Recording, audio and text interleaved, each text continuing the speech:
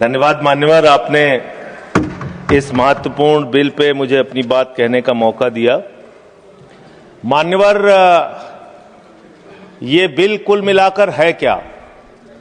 बड़े बकाए कर्जदारों को, जो बड़े बड़े कर्जा लेके बैठे हुए लोग हैं, उनको आप संरक्षण देने का काम इस बिल के माध्यम से कर रहे हैं।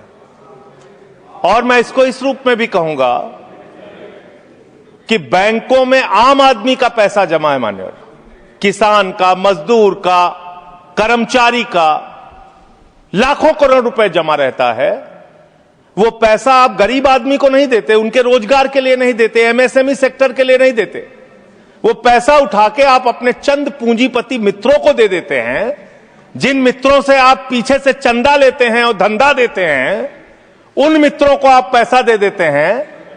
और जब वो मित्र आपके डूब जाते हैं तो आप उनको बचाने के लिए ये बिल लेके आते हैं। तो कुल मिलाकर बैंक डकैती को लीगलाइज करने का ये बिल है। बैंकों पर जो डकैती हो रही है आपके दोस्तों के द्वारा, आपके मित्रों के द्वारा, उसको लीगलाइज करने का काम इस बिल के माध्यम से आप कर रहे हैं। आपका ध्यान इस देश की अर्थव्यवस्था को ठीक करने के लिए नहीं है मान्यवर। मैंने पूरी डिबेट सुनी लोकसभा की, खाली एक चीज बताई जा रही है, ये लोन पहले का है, ये लोन पहले का है, ये लोन पहले का है। लेकिन मैं आपसे पूछना चाहता हूं, जब आपकी सरकार बनी तो आप तो कह रहे थे हमारी 56 छुरी वाली सरकार है, हम एक एक आदमी से डंडा मार मार के वसूली करेंगे, सबसे पैसा लेंगे, कोई भागने नहीं पाएगा। लेकिन आपके राज में, मोदी जी के राज में 9,000 करोड़ रुपए लेके विजय माल्या भाग गया, 20,000 करोड़ रुपए के लेके नीरव मोदी, मेहुल चौकसी भाग गया, 6,000 करोड़ रुपए लेके नितिन संदेशरा भाग गया, 2,500 करोड़ रुपए लेके ललित मोदी भाग गया। ये बड़े बड़े जो हजारों करोड़ रुपए के लुटेरे थे, हिंदुस्तान से भगाया किसने इनको? आपने भगाया। ये गुनाह आपने किया।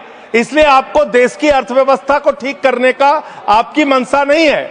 आपकी जो 56 छुरी वाली सरकार थी, उन्होंने तो इन लोगों को भगाने का काम किया, इन लोगों को निकालने का काम किया, सेफ पैसेज देने का काम किया। देश की जनता लूटी गई, बैंकों को आपने खाली करने का काम किया। और ऑथेंटिकेट करते हुए मैं आपको बताऊंगा मान्यवर, ये आपका लोकसभा में दिया गया सरकार का उत्तर है, मेरे घर पे नहीं बना।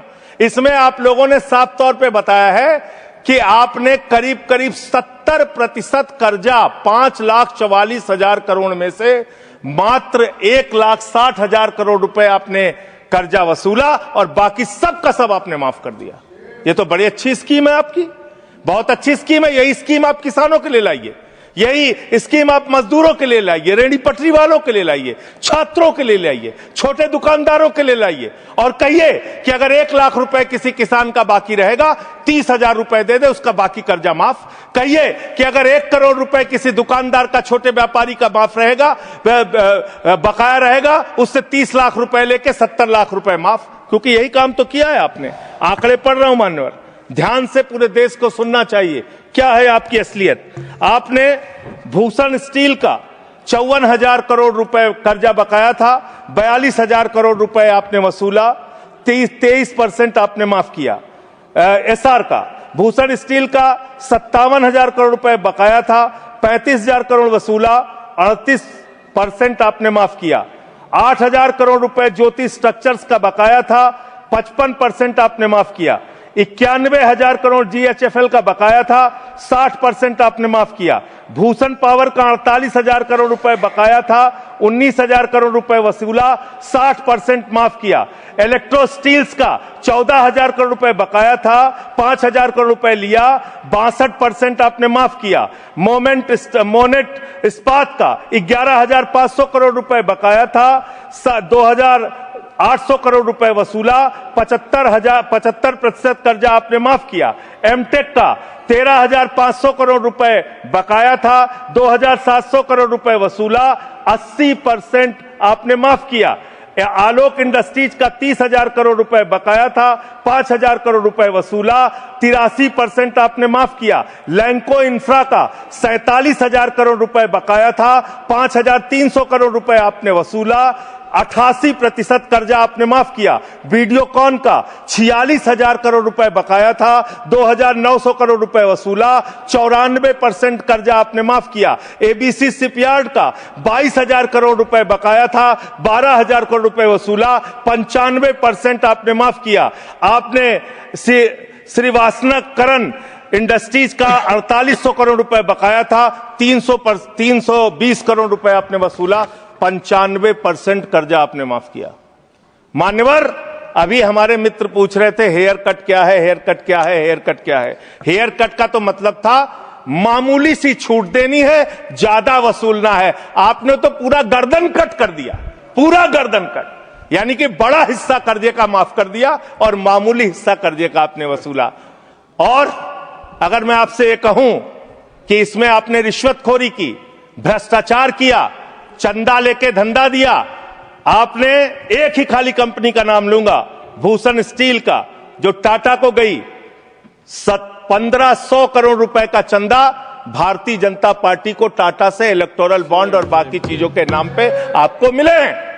आप पैसा ले लेके इन लोगों का बड़ा बड़ा कर्जा माफ करवा रहे हो, रिश्वत ले लेके इन लोगों का बड़ा बड़ा कर्जा आप माफ करवा रहे हो।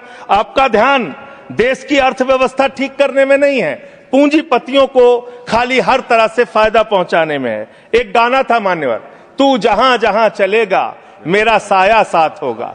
मोदी जी की हालत यही है। मोदी जी गाना बनाए हैं, मैं जहां जहां चलूंगा अडानी का ठेका साथ होगा। ये क्या है? ये क्या है? बांग्लादेश की यात्रा किया 2015 में, अडानी को ठेका मिल गया। श्रीलंका की यात्रा की 2021 में, अडानी को वहां ठेका मिल गया। तंजानिया की यात्रा की 2023 में, अडानी को वहां ठेका मिल गया।